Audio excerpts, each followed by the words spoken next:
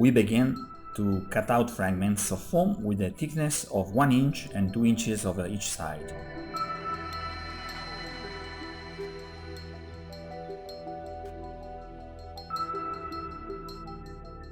We glue 6 pieces together thanks to the hot glue gun.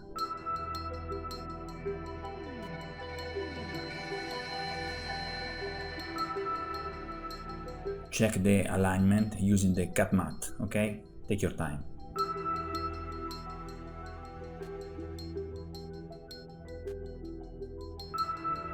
To add stability and extra weight, I insert 2 or rather 3 fat screws at the base.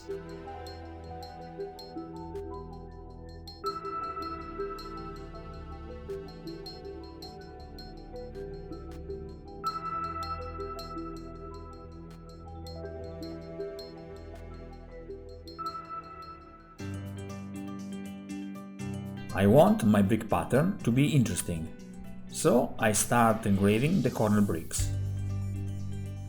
To hurry, I alternate the same pattern on the 6 pieces of foam for each corner.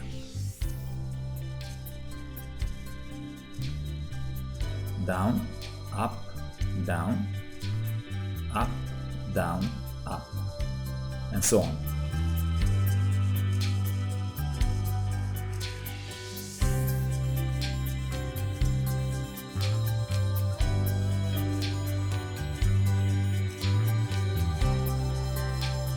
I then proceed with my favorite cutter to go over the lines. Finally, I use the ballpoint pen technique to give dimension to the bricks.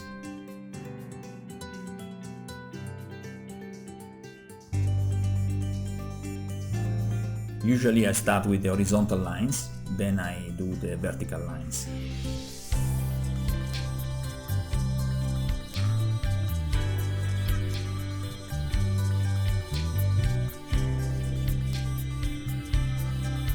Yeah, nice and easy. I choose to create a more irregular brick pattern with smaller bricks in the center of the piece. Again, first I cut the horizontal lines, then the vertical lines for the bricks.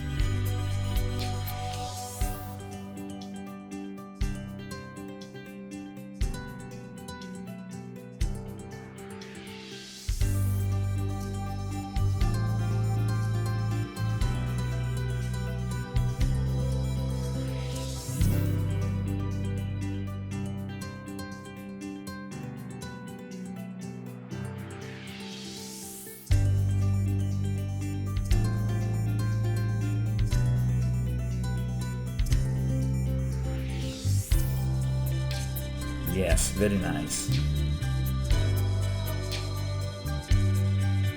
In the end, thanks to the aluminum foil technique, I get a texture worthy of a stone wall.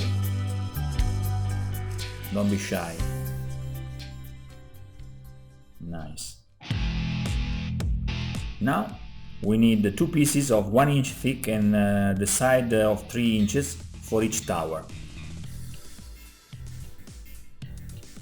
I'm using these pieces of foam that are actually already 1 inch thick, so it's easier.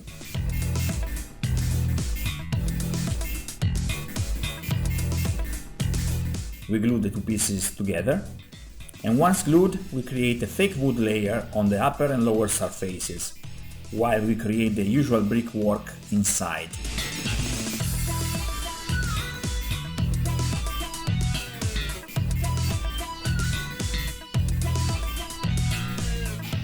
We are giving the illusion of wooden beams sustaining the roof and the floor.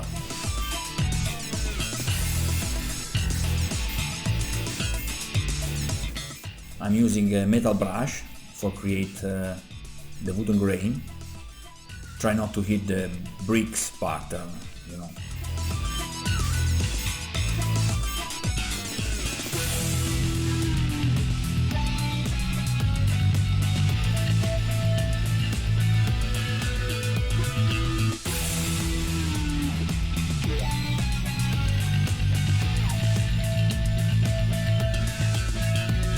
Finally, the bricks.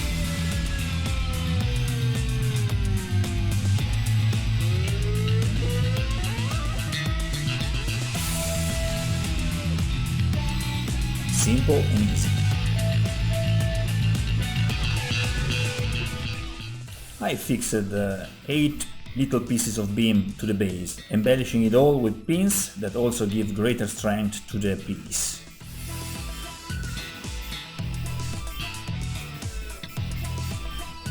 You see? Nice. I'm covering now the screws with some wall filler.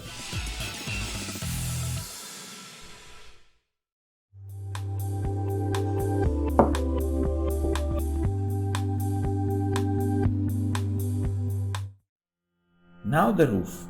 For these towers I use the same technique I used for my sinister chapel. Take a look at my tutorial number 44. Let's start with getting 4 pieces of chipboard of 1.5 inches by 4 inches.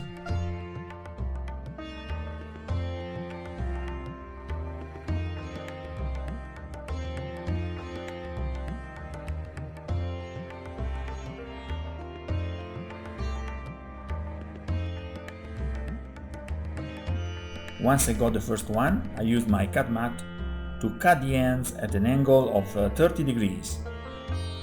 You see? You just follow the lines on the cut mat. You can also use a ruler.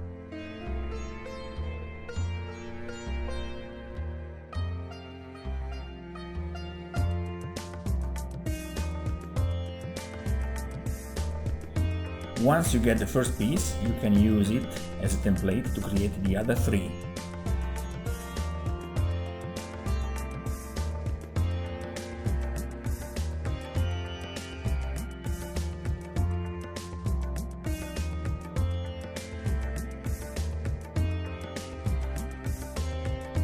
Using the cut mat as a guide to keep the right angles, I put the 4 pieces together.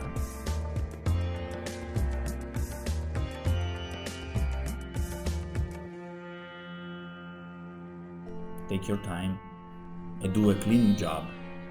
Now I create a wooden cover. I use a piece of foam on the side of 2.5 inches, about 7 mm thick. I use the same technique already used for the tower floor, and I create the texture of the wood grain.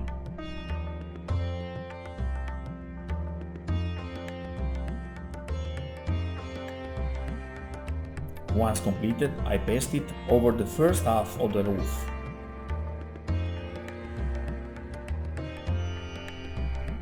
For the roof tip, we create an equilateral pyramid with a square base.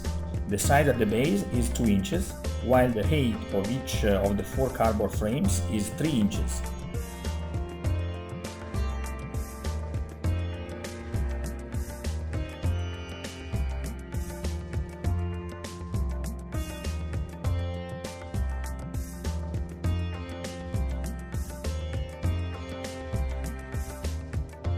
I always use my cut mat to make sure I keep the corners at 90 degrees.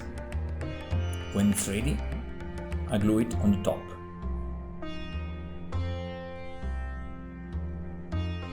Nice.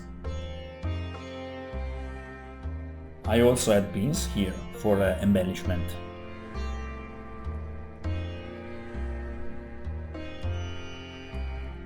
Yeah, it fits perfectly.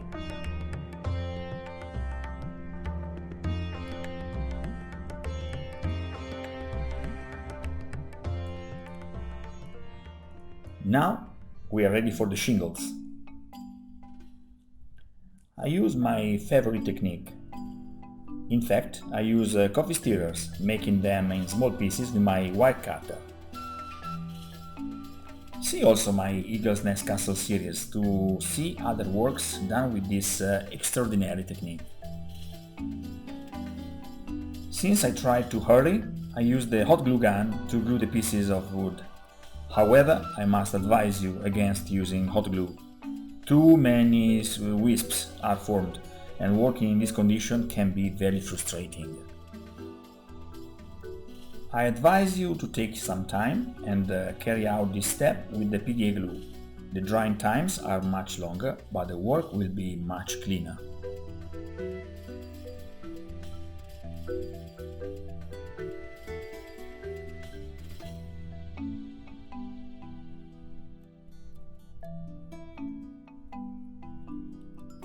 At the top I had this wooden mushroom. It's very strange, don't ask me. I don't know, these are very common in the dollar store for bricolage or stuff like that. And I glued it on the top.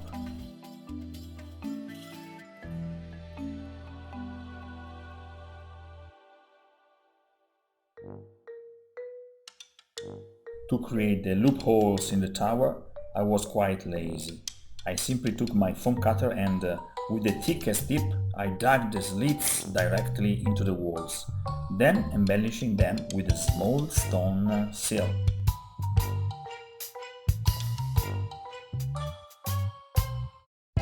The tower structure is complete, now we can paint it. First I gave a hand of Vallejo black primer.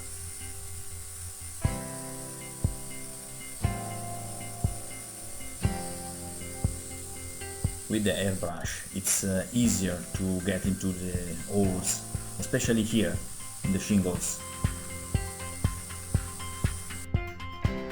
Then the basic colors, a brick brown for the tiles, then for the wooden parts and the corner bricks.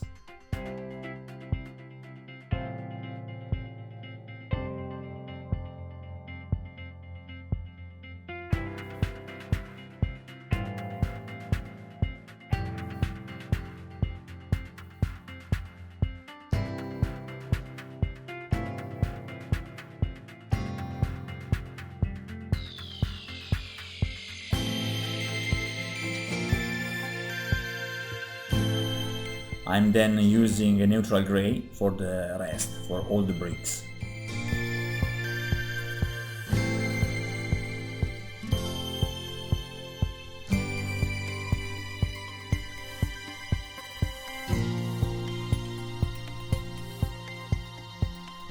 I then started giving lighter shades of brown, simply adding white, step by step.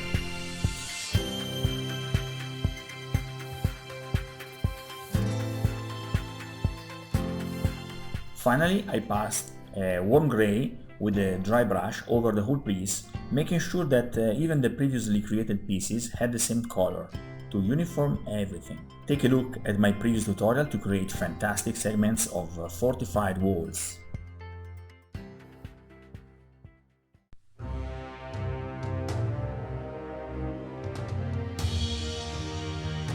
You will need 2 towers to continue this project. So go to work, guys!